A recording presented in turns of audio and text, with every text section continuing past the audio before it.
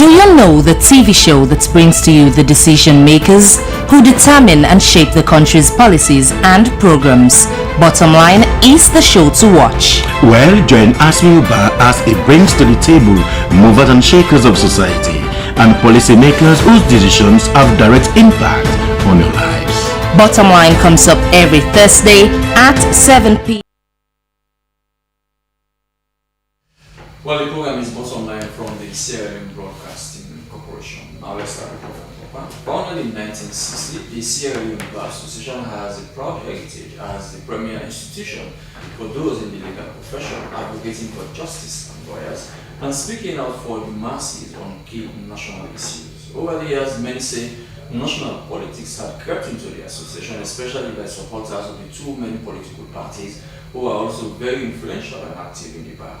After the Kenema AGM that saw the election of Tuma Gento Kamara as the president of the bar, another splinter group called Lawyers Society Strangle, comprising lawyers who felt disenfranchised during the Kenema polls. Well, it seems things have taken a dramatic twist as the incumbent president, Madam Tuma, faces stiff competition from a colleague and friend of hers, Martin Agenda.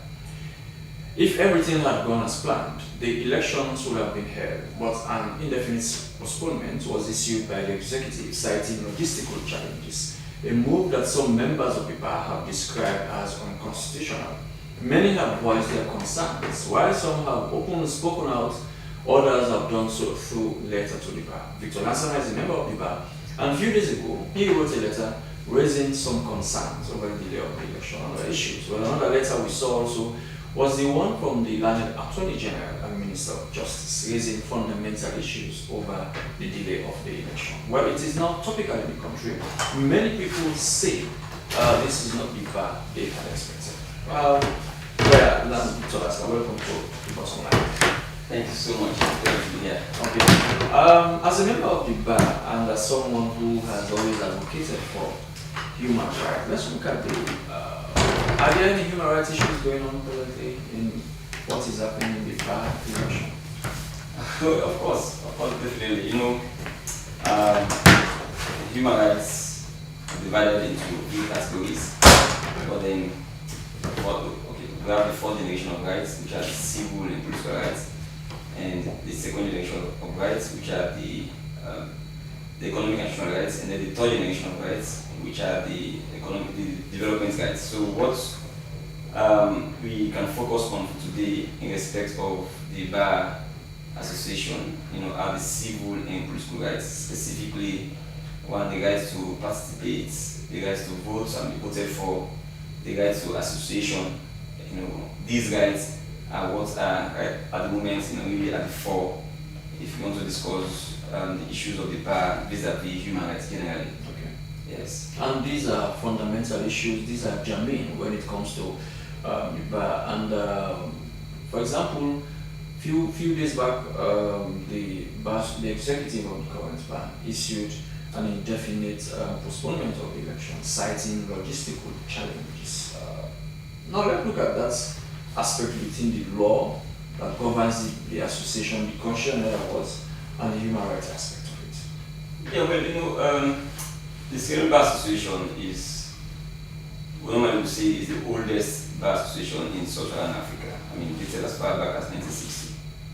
But then, in the year 2000, we came together, members of the bar came together and put together what we call the memorandum and articles of association. That document is like the constitution of the organization, and this is a company limited by a guarantee, and that actually tells you clearly that it's a membership organization, and all lawyers, if you are called to the bar, you are expected to apply, to become a member of the bar. But I have to state clearly that, in fact, membership is not automatic. Just because you are a lawyer does not qualify you automatically to be a member. By the M&E I've just cited, you have to apply. The executive will have to look at your application and then make a determination as to whether you should be a member of the association. So the association by the M&E was established. I'll just go through quickly because people have to understand exactly why the association was established. So the memorandum of understanding gives you, a number from A to Z, a number of issues, or objects for which the company was formed. Just quickly, it says to support and protect the character, status, and interests of the legal profession in Sierra Leone, to concern itself with promote and maintain professional standards, usage, etiquette, and or courtesy, to advocate for the independence of the judiciary, to consider and review all matters affecting the interests of the profession, to originate, promote, oppose, and campaign for improvement, amendment, reform, and interpretation of the laws of Sierra Leone, to give to institutions and individuals at its sole discretion facilities for conferring with and ascertaining the views of persons engaged in the legal profession as regards matters directly or indirectly affecting the administration of justice, to consider and discuss all questions affecting the interests of the community or the administration of the rule of law in Sierra Leone, and to support or oppose any measures affecting the same. So there are a number of them. These are just, a summary of what. So has the ban been lived up to what you just said? So that is a very serious question.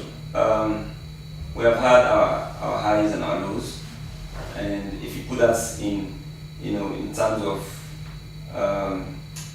if you want to now assess indeed that whether we have really lived up to expectation, I would say we have been challenged, in making sure that we actually live up to the object for which we are created.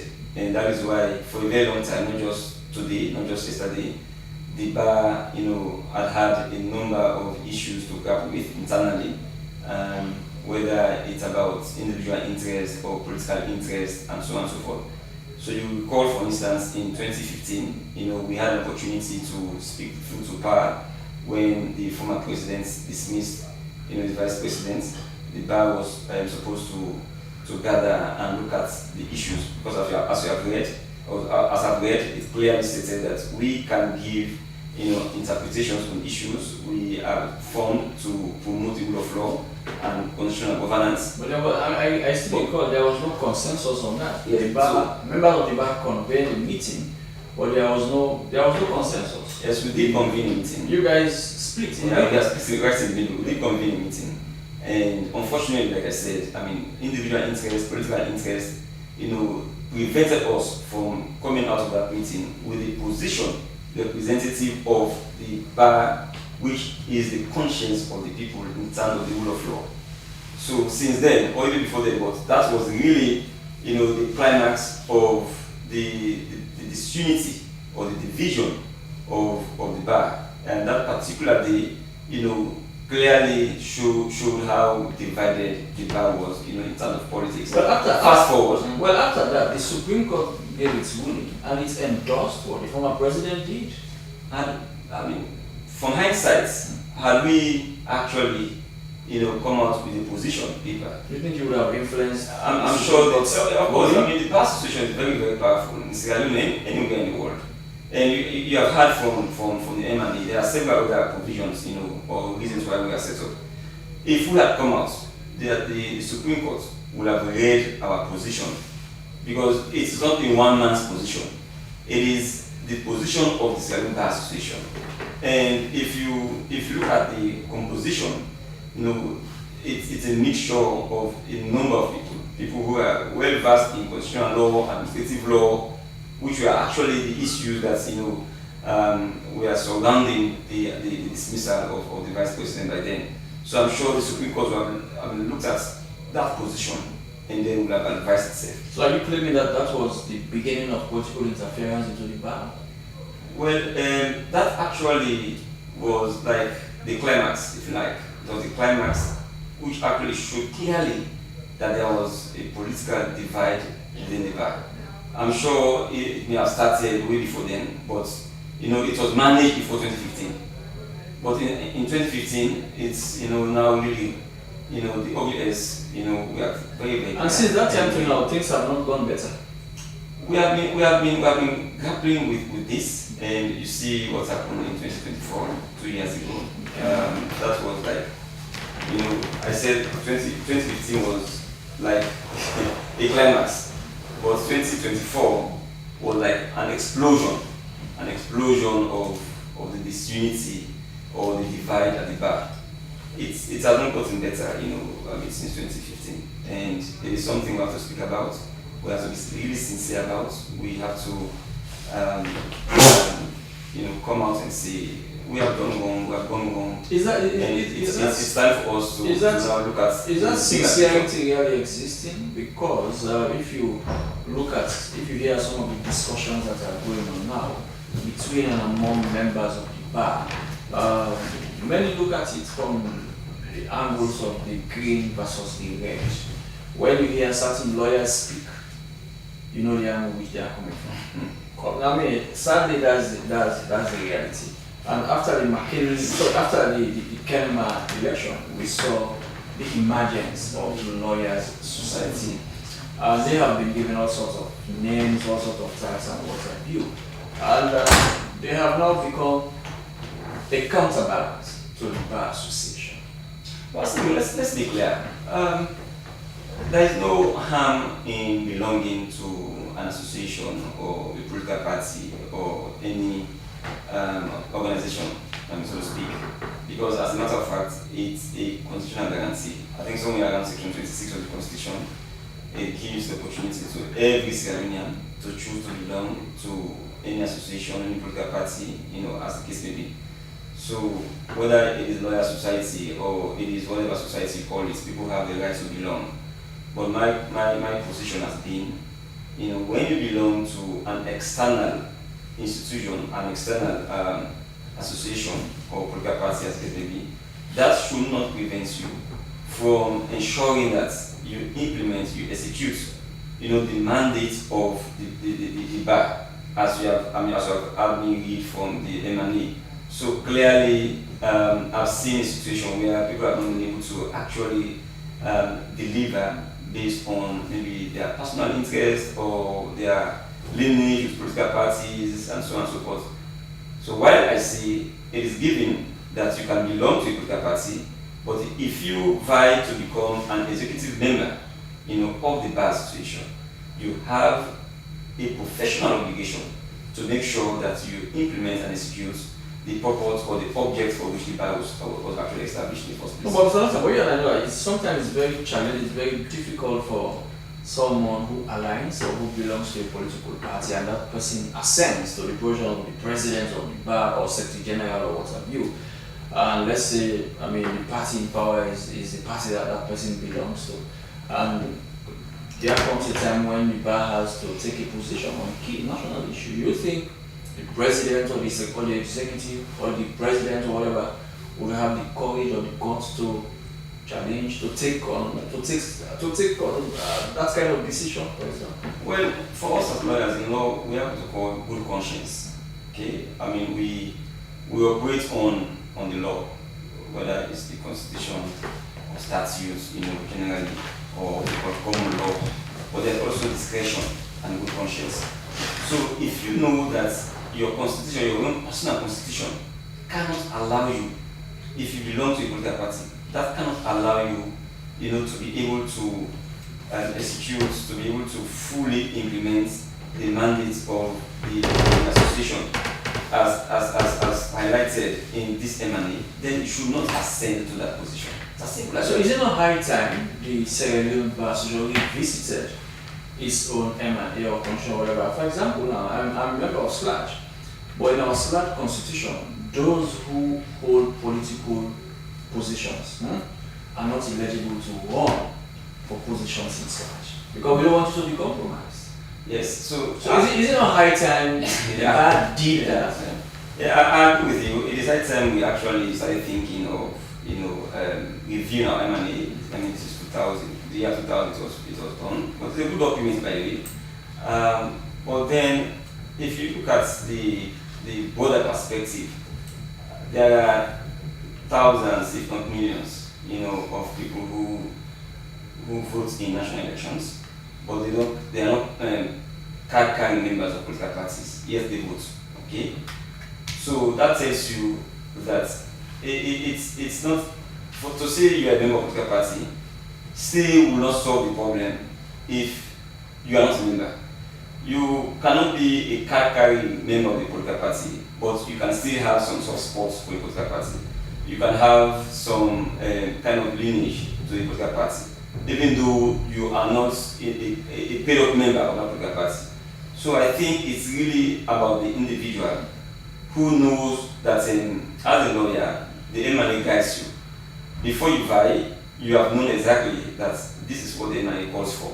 This is what the M&A expects of you. But the M&A does not state that you should not hold key political position. As long as I have agreed that indeed it is high time that I'm thinking of reviewing the M&A so that disqualification will be expanded. Because the problem we have now, there is a disqualification position, but it is short of whether those who hold political positions, or those who are card-carrying members of political parties should vie. So my brother, for instance, my friend Wakaba, or my friend Mr. Gevau, or Mr. Ba, who is a member of parliament for APC, Mr. Gevau for SLP, they can choose to actually vie for any position at the bar. Really? Yes, they can choose, because the articles, it does not. So that is why, at least to de-risk, the situation, it is both fair and better for us to clearly, have it in the M&A to say those who are non-members, of political parties who profess, their political lineages should not be qualified to vote. Should not be qualified to run positions at the bar. I think that will actually mitigate, the risk, so that at the end of the day, we have those who may not have to necessarily answer, to political godfathers, as the case may be. But really, there are also individual cases as well. I was speaking to a high-profile individual who said to me, when the APC is in governance, the bar is controlled by the APC. When the SLP is in power, the bar is also controlled by the SLP. And the person cited instances.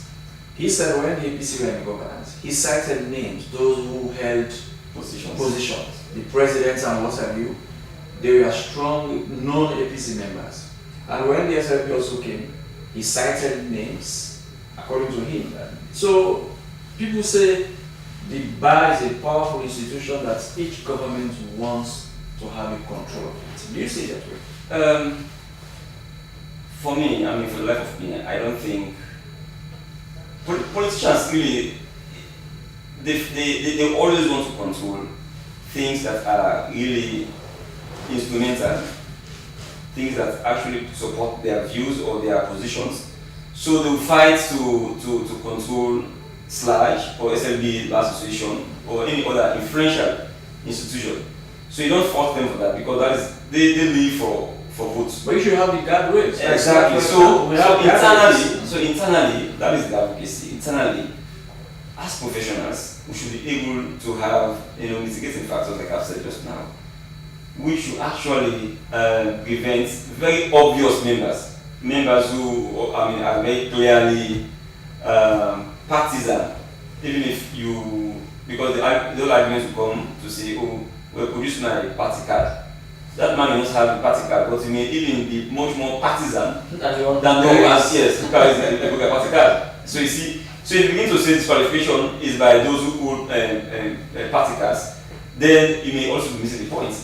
So yes, there's a tendency that lawyers don't know to couch a word. Now let us look at the indefinite postponement of the election by the current executive. Is it within the M&E? Do they have the power to do what they did? Okay, so to answer that question, let us be guided by the Articles of Association. That is a much trumpeted Article 11 of the Articles of Association. Now, let me just read it as it is. They say, a general meeting shall be held once in every calendar year, at such time not being more than 15 months after the holding of the last preceding general meeting. and place as may be prescribed by the company in general meeting or in default at such time and place as the members of the executive shall appoint. So what this tells you, gives you two links. One, that the membership in a general meeting can agree to hold their election, their general election, their general meeting, which is the AGM, at a particular place and time. So let's say this year we meet, and then during that meeting, annual meeting, we can then agree that the next meeting should be held in Poloko, should be held in McKinney as case may be, okay, on so date. But where that doesn't happen, when you go to that meeting, maybe that dinner meeting, we are unable to agree, maybe it is not appropriate at the time, then the executive has the power to now determine later and communicate with the membership to say the executive has reached at this position because the executive represents the general membership, that the next general meeting will be held at so place and time. But however, as you have heard, it should not be more than 15 months. I mean, that's the point. Not more than 15 months after the holding of the last meeting. So have they gone beyond 15 months? So since you guys held the last meeting? The last meeting was in May in 2024. I might be forgetting the exact month. And then we know we already have spent May of 2026. So the 2 years has expired. And I have to also state that as you have heard, it is annual general meeting. So it means that every year we must meet. And then during the meeting, we can have our elections. But then a few years ago, there was a resolution that was passed in one of our meetings, in our annual general meeting, where the tenure of the executive, of every executive, was extended to 2 years. Instead of one. Instead of 4. Which was the case. Yes. However, even though the tenure of the executive was extended, it does not mean that you should not hold an annual general meeting. Because annual general meeting may be distinct and different from an elective congress. Okay? The elective congress will come after 2 years. But you must hold an annual general meeting. So have you guys not held any? We have since 2024. Since 2024. We have not. You guys have not held any annual general meeting. Exactly. So, for example, our slide is going to McKinney. We are already in McKinney. We are having our AGM now. AGM. Yes, annual general meeting. But you are not going to vote for. No, we voted last year. Exactly. So it's the same thing I'm trying to explain. I mean, but going back to your question to answer exactly whether the executive are still properly seated, yes, because they have 90 days, 3 months extension by this provision, this Article 15. Okay, that's Article 11, I should say, 15 months. So their actual tenure may have elapsed in May. Okay, so their tenure elapsed in May. In other words, it expired. But the M&A gives 3 more months. 3 months, exactly. But the problem now is, so any day, 1 minute, 1 second, after you spend after 90 days, you are illegitimate. But the concerns some lawyers have raised here is, in law, what does it mean when they say indefinite? Indefinite, it simply means that there is no specific time. Very good. Okay. So now I'll take you to my next question. No specific time. And before the indefinite release came out, members of the bar said those who had paid, for example, went to do their verification whatever, and the treasurer was not around. He was nowhere to be found.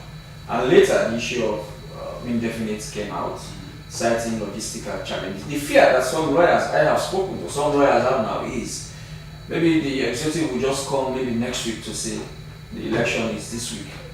And whether you had verified or not, as far as they are concerned, you are not an eligible voter because you are not verified, because the time you were there, the treasurer was nowhere to be found. So the issue of indefinite, some say is a trap. No, is it a trap? Those who are holding, well, I'm not a member of the executive, so I will not speak for them, but those who are holding such opinions or views, are holding legitimate concerns. So if you look at my letter that I wrote, dated 5th June, I was very clear that in the first place, it was in terms of corporate governance practice, that indefinite notice was done in bad faith. You have the powers to postpone if you say, okay, cite logistical challenges, but then in that same postponement letter or notice, you must communicate clearly when would be the next or the fresh date, the next date or the new date for the holding of the AGM. It should not be left open. It should not be left open because exactly, because you should have respect for the general membership. You know, our profession is one where when it rains and we don't the heavy rain season, many people will go for holidays. Okay, many colleagues will be going for holidays. And number two, and this is what everybody knows, that the court itself will be going on recess. And once the court goes on recess, you know, many people are not around, many lawyers are not around, your membership, most of them will be around. So it therefore tells you that if you don't announce the dates, so that your membership will be able to actually adjust their calendars, you know, based on that new date, then you have not been respectful to the membership and you have not actually acted in good faith. So I say, yes, you have the powers to postpone, but then it is bad corporate governance or practice for you to postpone without stating a new date. If you do so, then that is where the so what has been the justification of the executive to postpone without showing a new date for the election? Well, other than what I've read, logistical yes, arguments, I've not read, and even with the interviews I've been following, I've not had any other arguments or. So if the elections we are to be held unexpectedly, let me use that word, and a victor emerges, is that election open to petitions? By the way, I have to state at this stage that when you want to hold the meeting, the general meeting, you have to give 21 days notice. So they will not just get up one morning tomorrow and say the elections will hold next week. Okay. You have to give 21 days notice. Are they not giving that 21 days? They are giving the 21 days notice elapsed. And when we give, it was for the elections, the AGM to hold on the 5th of June. So should they and the elections on the 6th of another June. 21 days? So they will have to give another 21 days notice. Is that what the MNE says? No, when you want to convene an annual general meeting, you have to give 21 days. I mean, what if that they had given 21 days? Well, the 21 days expired. It follows. I mean, it's clear that once the 21 days has expired, then you cannot get up and say, oh, you have to start to count again. And your counting, you should make sure that you don't exceed your 90 days that you have as a grace period. So right now, as you speak, the executive is on a grace period, so to speak. Okay. On a grace period, 90 days. What about those who had paid but they have not been verified? So you see, that is the problem. On one hand, the executive, those who have paid, who paid, but they were not verified. Yeah. No, yes. I mean, the thing is, the MNE says for you to qualify to participate in the annual general meeting, you must be a paid-up member. So then the question becomes, who is a paid-up member? Exactly. Is it the person who has the receipt issued by the Secretariat of the Bar Association, and it excludes those who don't have receipts but they have bank slips to show that they are paid before the date expired?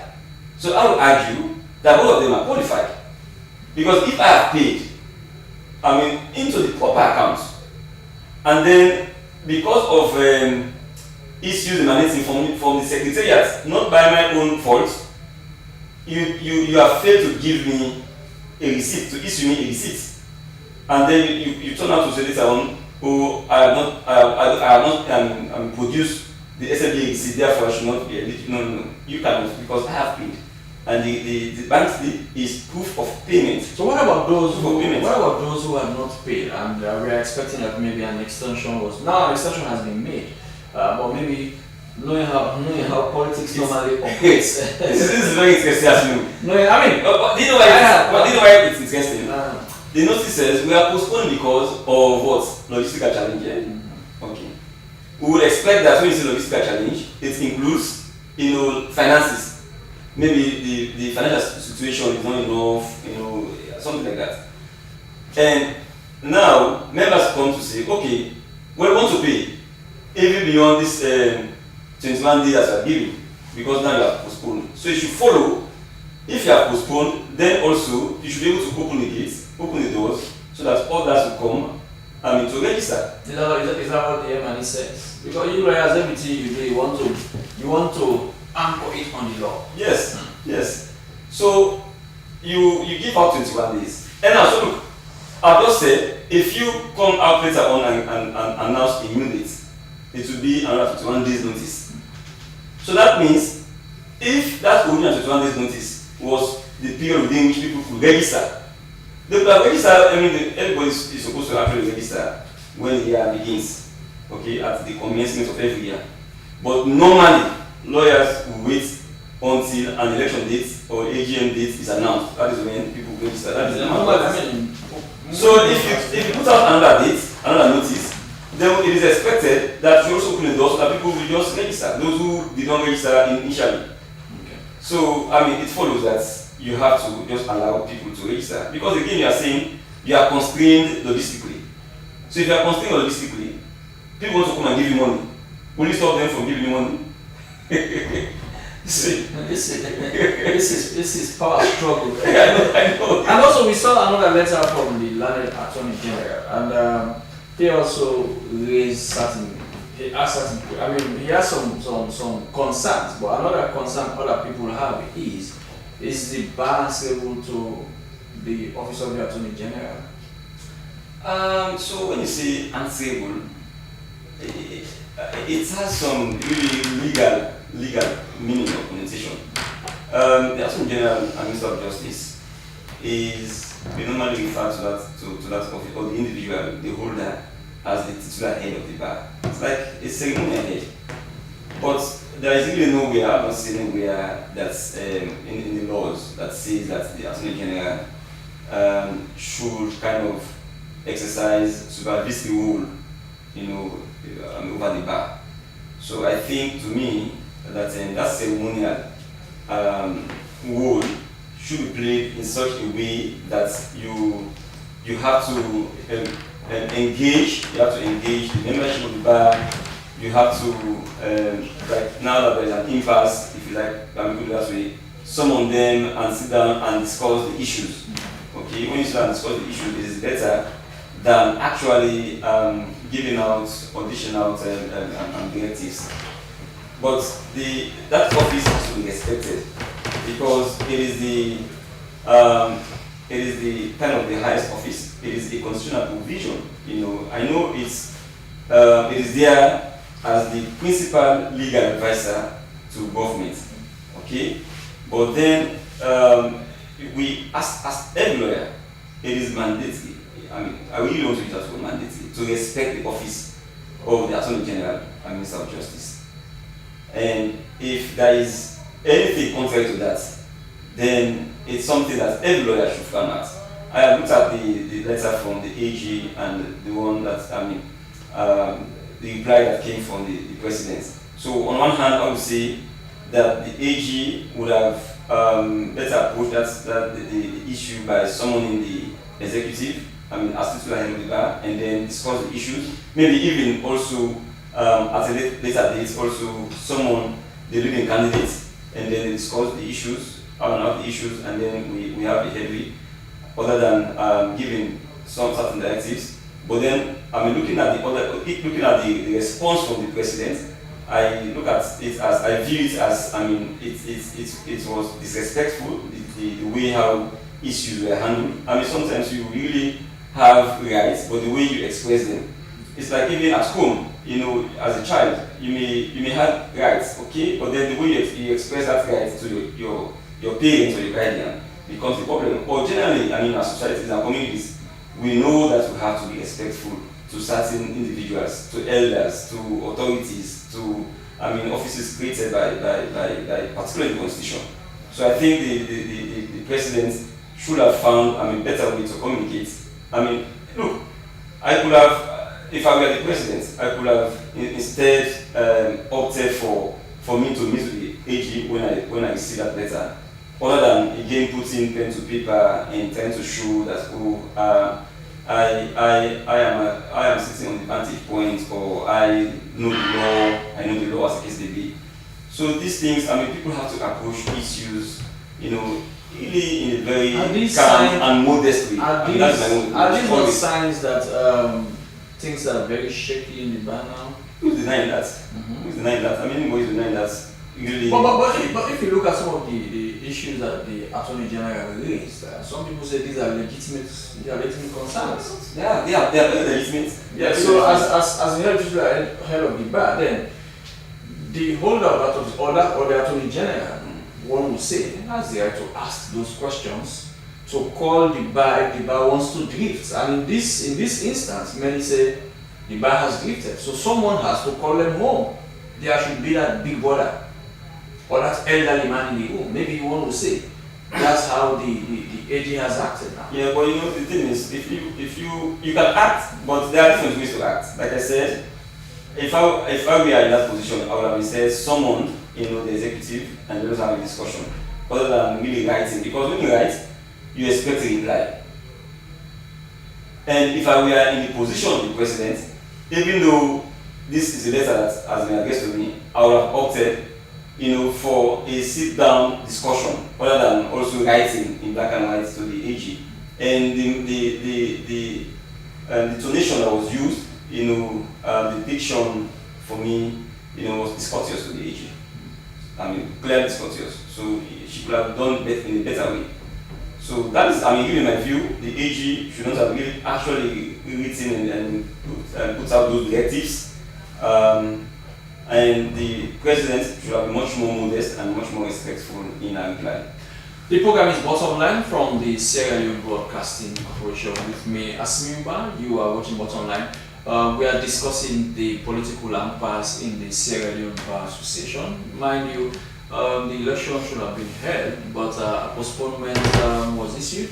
For now, no one knows when the bar election is going to be held. Well, my guest tonight is lawyer Lansana, someone who has a human rights background. Victor Lansana, who has been following developments in the bar. Well, we are going for a short break. After the break, we are back.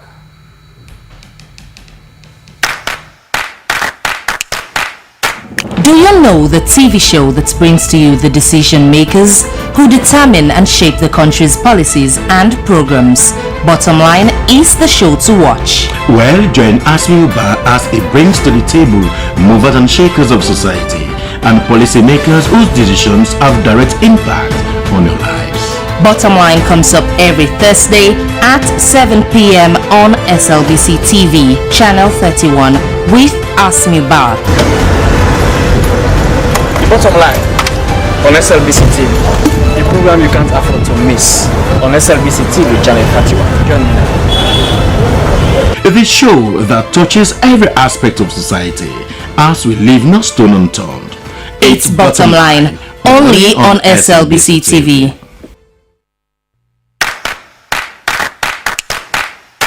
Do you know the TV show that brings to you the decision makers who determine and shape the country's policies and programs?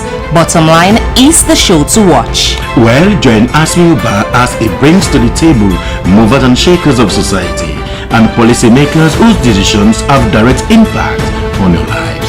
Bottom Line comes up every Thursday at 7 p.m. on SLBC TV, Channel 31 with Asmi Uba. Bottom Line on SLBC TV, the program you can't afford to miss on SLBC TV Channel 31. Join me now. The show that Well, we are back with the program Bottom Line from the Sierra Leone Broadcasting Corporation. With me, Asmi Uba. My guest today is someone with a human rights background. Well, he's been following the developments in the Bar Association recently. Now, Victor Lansana, let us look at the two candidates. Based on my investigation, these were, well, I'm sure they are still friends. They are friends. I understand that when More than friends. Oh, they are more than friends. Oh, yeah. I also understand that during the Kenema election, Martina Ibenda wanted to contest. She was prevailed upon to step down, and she did step down with the understanding that Chuma was going to do well. That was not an agreement, but I think Martina had this belief that Chuma was going to do one time and then she would come in and contest it. And now Tuma is saying it's still work in progress. She wants to accomplish what she had promised. And now two friends are battling for one position. How has that affected Ibaha? As you, in our local balance, power not to put you for give and for taste. Okay. We all understand what that means. These are two sisters. I mean, like I really truly know about their relationship for a very long time, at least for the past 10 years. They were very, very close, sisters. They slept together at some points, ate together almost all the time, went out together, did almost everything in common. Okay?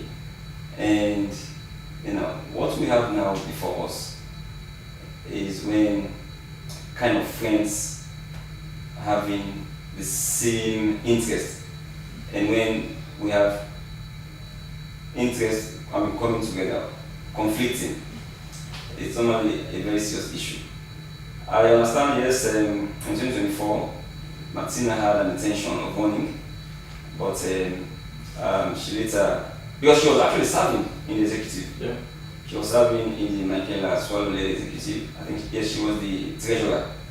My understanding is that the president by then, Michaela Swallow, had actually had a very good working relationship with Martina.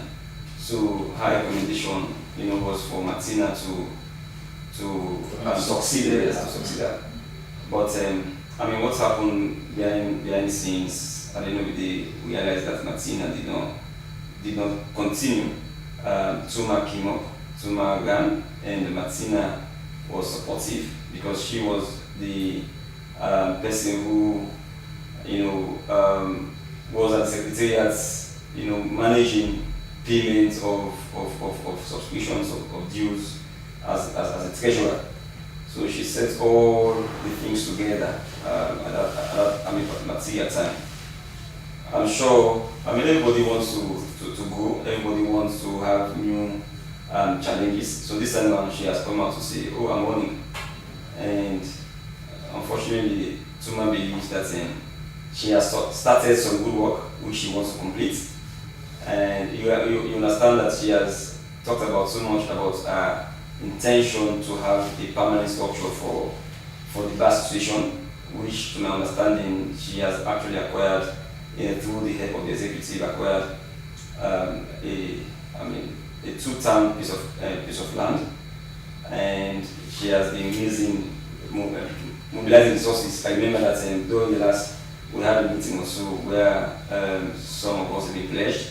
So some funds are already coming, and so again you know that the executive was able to attract the funding from the subvention from government. So all of those funds are in. I'm sure she wants to utilize those funds on the building project. But really, if I were Tuma, I would have opted, or I would have decided, to have this whole thing at my back, because too many, wranglings, too many bad optics. I would have gone for the 3-month extension, like I've just said, legally and legitimately. And then, I would start my building projects, turn the sword, maybe start the foundation, and then just hand over the entire thing, and then I bow out respectfully. But you still remember the but just now you said power, as we know, I'm saying power not to put you for give and for taste. And Martina, she is coming in, and her campaign has been to unite the bar. She said, as far as she is concerned, the last 2 years, since 2024 to now, the bar has seen the worst of division, and citing the formation of Lawyers Society. Some people say that was the lowest moment of the bar when you look at what's happening in Kenema. Ballot boxes were thrown all over the place, papers were torn, and what have you. Because even in local elections, you don't see such. So people say that was one of the lowest moments of the bar. And she's saying she wants to come and unite the bar. She wants to bring everyone on board, accusing Tuma of not unifying the bar, and saying she is responsible for what is happening now, the division in the bar. Well, maybe Martina can bring in some seeming unity at the bar, but it's difficult. The bar is truly divided. Just when you started, you mentioned Lawyer Society, which is an offshoot of the bar association, and they are running a kind of parallel programs. I mean, doing almost what the bar also, was set up to do as the M&A, establishes. But then it's an outfit that is there. I mean, they say they are not registered. I've heard they themselves, they have come out to say up to now they have not been able to register. And they accuse the bar of setting up roadblocks. No, so let me just complete on this point. So the outfit is there, do not register. They are putting out position papers, taking interviews. So those an issue, or they talk about unity. Would it actually does it mean that the Lawyer Society would be set aside? They're not registered, so I'm not saying they registered. But would they abandon those who are there, those colleagues who are there, who have said they are members of the Lawyer Society? Would they have to forget about that outfit, set it aside, and come back and join the bar? As bodyguard sons? As colleagues always, with Martina as the president. I don't know if that is what the unity, I mean, if that is the definition, yes, if the definition of unity.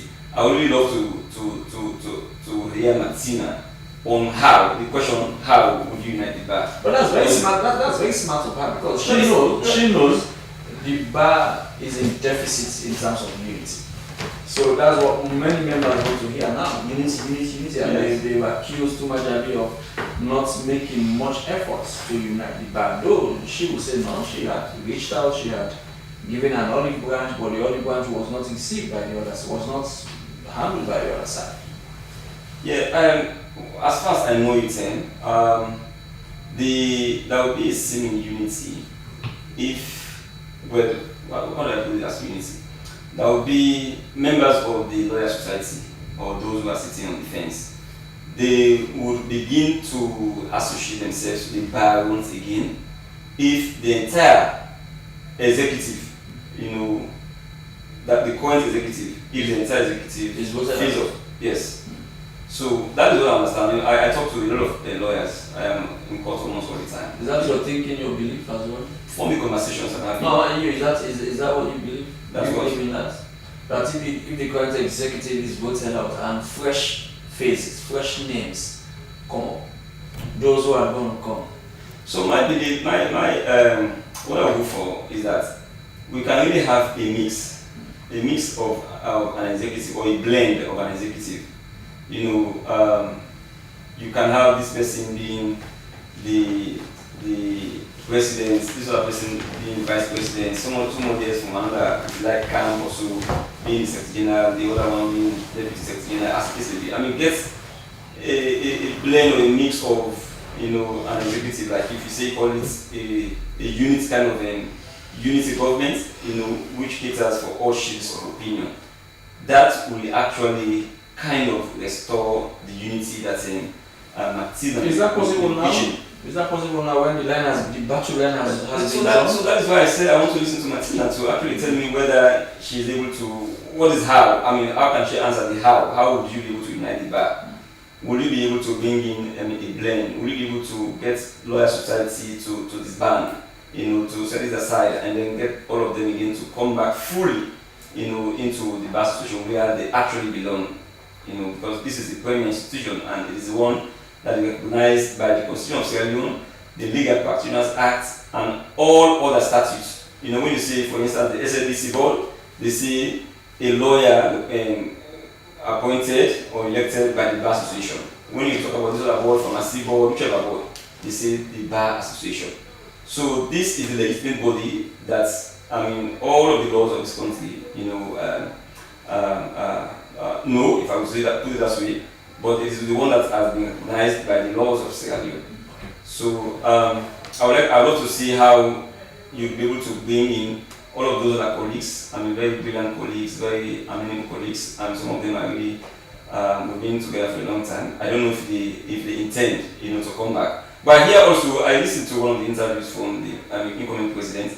That some of the other people who registered quite recently, before even the postponement, many of them, she says, we are from the other side, So I begin to wonder, at some point, the Lawyer Society put out a press statement to say, we are not interested in this matter, in these elections. We don't recognize the executive, so we are not going to participate. But then now I'm hearing from the incoming president that many of them are also registered to participate and it is their right in the back elections. It is their right, so they are still members of the bar. So sometimes I say he cannot be in the pond out of the pond, or be an abiku, coming and going separate. No, but they are members of the bar, and you can't disrobe them of that. Right? You can. They are members of the bar. Yeah. Okay, they are members of the bar. Look, and that does not preclude them of setting up an organization or association. By the way, let me shock you something. Sorry, ask me. If you look at the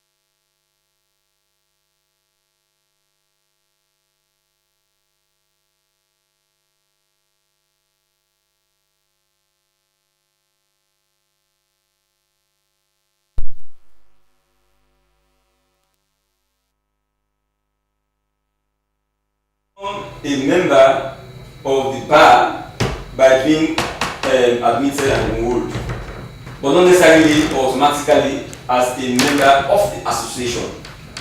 So many lawyers are really, not, members of the bar, members of the association, if we are going to interpret the rules essentially. Okay. Now let us, as we shall be rounding off this program shortly, let us look at some of the mistakes that you think the current executive made. I will not finger point the president, I will say the executive, because in a collective responsibility, whatever decision was taken, whatever action was taken, I'm sure it was unanimously made. The president had the support of those whom she led. So what do you think were some of the mistakes that the current executive made? In terms of things that are now unfolding. Many people say if the executive had managed, had steered the ship well, some of the things that are happening now wouldn't have happened. First, if you look at my letter that I wrote to the executive, I made a number of recommendations. So first I said, you should not have made put out together a notice postponing the AGM without a definite new date. So that is one of the mistakes, and that is really what has angered a lot of people. Okay, if you want to postpone, be fine, but when you are postponing, state a fresh date for the meeting to go on.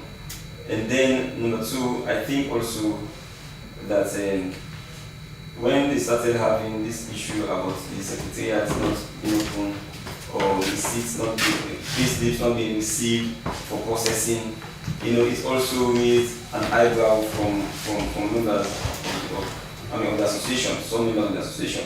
Although at some point we saw and with all fairness to the treasurer, she came, I saw the videos, she said, I've been here at some point, people they are not home. But we also have to understand with that, because no member of the executive, is paid for the job they do. So they are not stationed at the secretariat. These are, legal practitioners. They have their law firms, their lawyers, they go out there to do their legal posting. So it's difficult. But then when it comes to when the election is near, we we expect that there should be a system put in place, even if the treasurer is not available. There are other support staff that should be able to receive bank slips, pay slips, and then give out receipts. That should be the seamless way, or that should have been the seamless way to have gone about that particular thing. And then also, I see that there was a missed opportunity when the AG wrote that letter.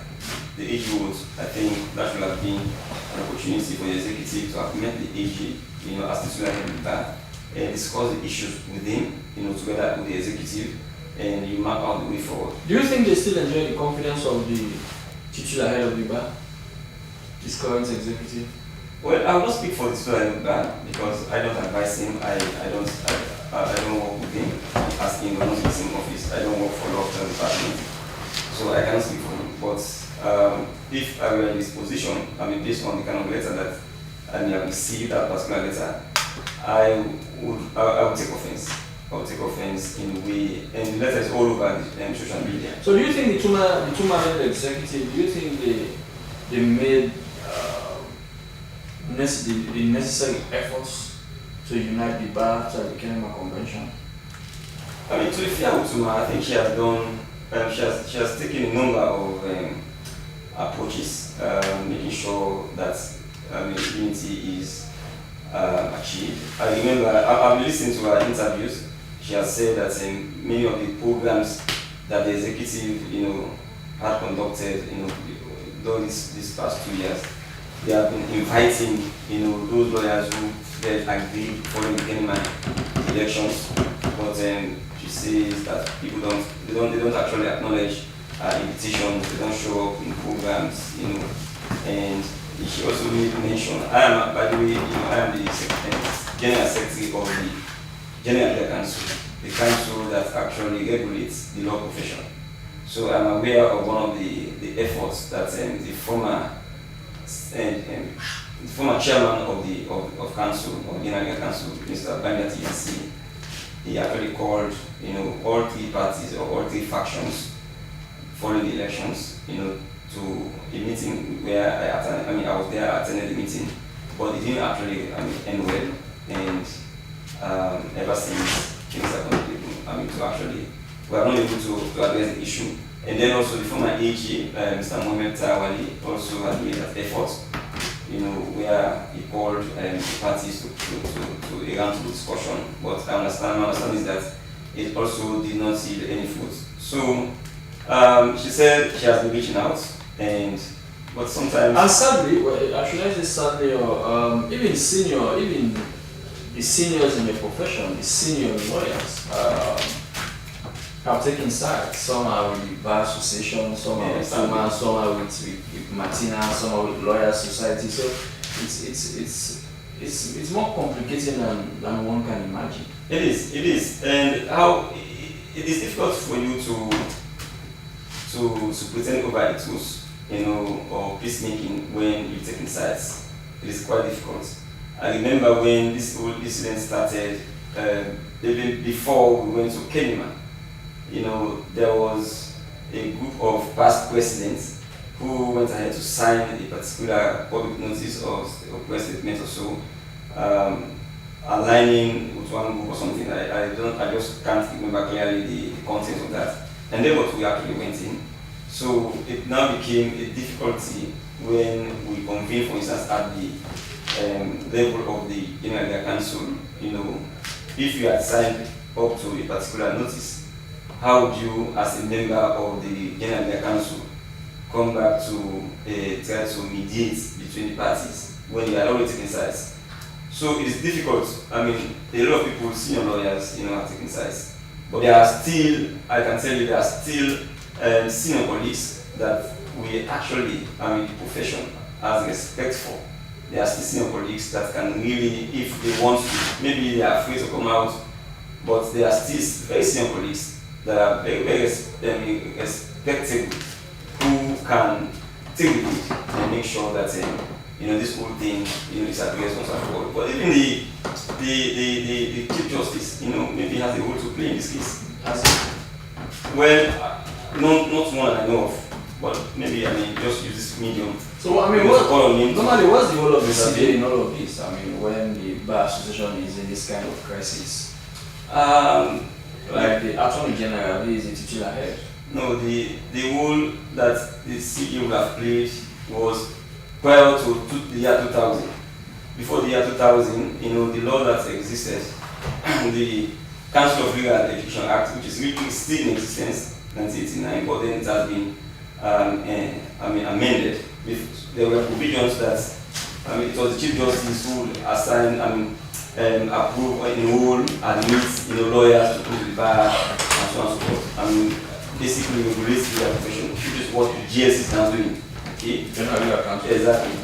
So those days could have actually any Chief Justice could have actually had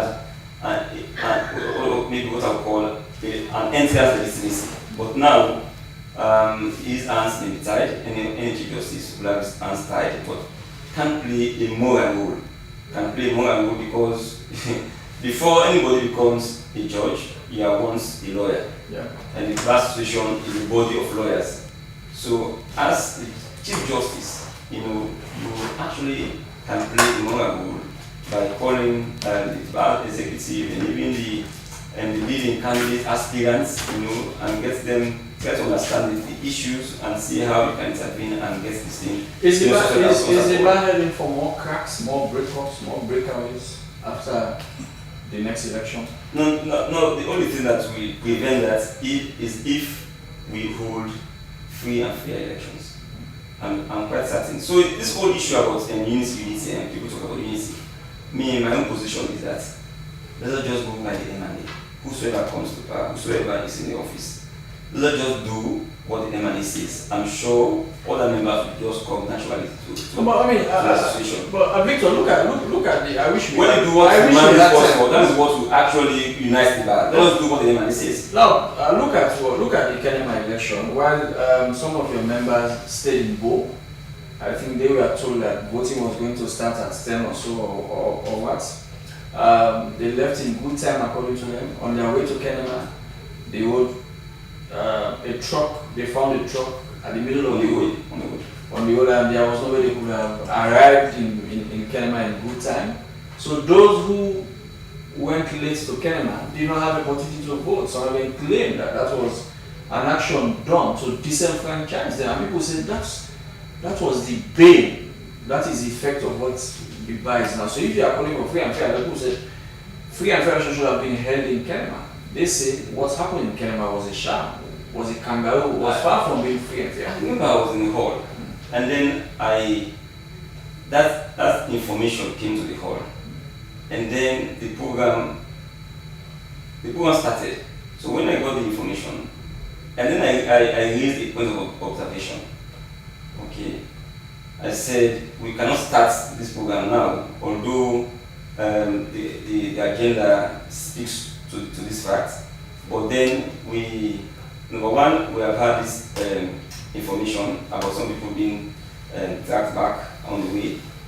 But then also I referred to the previous day, the chairman of the occasion back then, on the previous day, had said that the meeting should start, I think somewhere around 12 or so. I cannot remember everything now. So I actually raised my hand and then said to the organizers by then, I said, well, we cannot start now until the time that the chairman of the first day had actually adjourned this meeting to. So there was a lull. They held on to it until the time came. But some members, were still trapped, so they could not come as at the time the meeting started.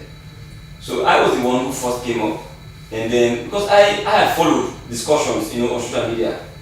I always want people to argue. I always want when my brothers, my father, Julian Cole, and so when they argued a lot. So I stood up. I nominated Mr. Benkefala. That was before Mr. Gevao had declined nomination. Mr. Gevao declined. Mr. Kofi also declined. These were senior members, and then Benkefala took up. So when somebody else seconded, because you don't just nominate, somebody has to actually second. So I seconded, really hoping that there will be discussions, as in, you are not qualified to pretend over because the MNC is a senior member, some people say if it's supposed to be a senior member and there is a more senior member, if you like, in the hall, in the room, that person should be the one to represent over conduct elections. So I was actually hoping towards listening to those arguments, legal arguments. But then it turned out that, when the other guys came in, those were attacked, they came in, they just watched the stage, they said no elections and everything should be packed. And this other side we had resistance, there's no resistance, there's no, this election, the elections should go on, and then the ball actually just erupted and nobody could listen to the other. It was chaotic, really chaotic. Anarchy descended. And anarchy actually descended. The center could not hold, and that was it. Are you guys not turning for another? So just to answer to that question directly, it doesn't mean because in 1996 when we conducted elections there were cries. So in the year 2002, we should not conduct good elections. Or because in 2012 when we conducted national elections there were cries. Therefore, 2020, 2018. Or 2007 as case maybe we should not conduct other elections. So we always have an opportunity, that is the basic line I'm trying to put in. We always have an opportunity to conduct free and fair elections, and we should not be scared just because what happened in Kenema. Okay, we moved past Kenema.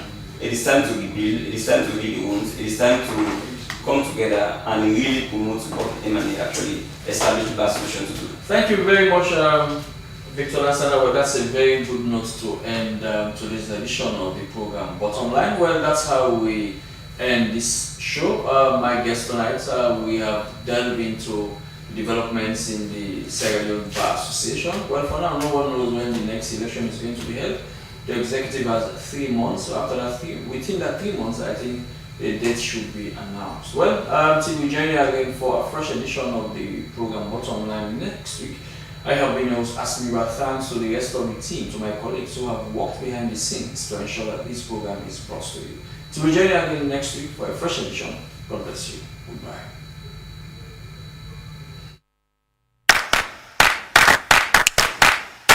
Do you know the TV show that brings to you the decision makers who determine and shape the country's policies and programs? Bottom Line is the show to watch. Well, join Asmi Uba as it brings to the table movers and shakers of society and policymakers whose decisions have direct impact on your lives.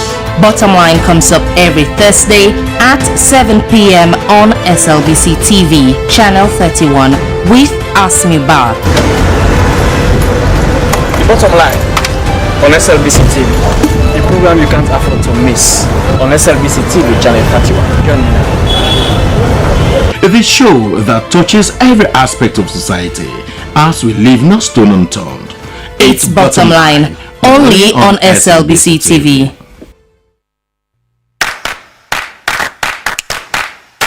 Do you know the TV show that brings to you the decision makers who determine and shape the country's policies and programs?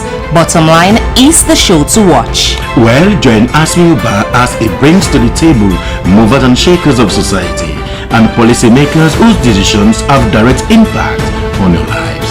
Bottom Line comes up every Thursday at 7 p.m. on SLBC TV, Channel 31 with Asmi Uba.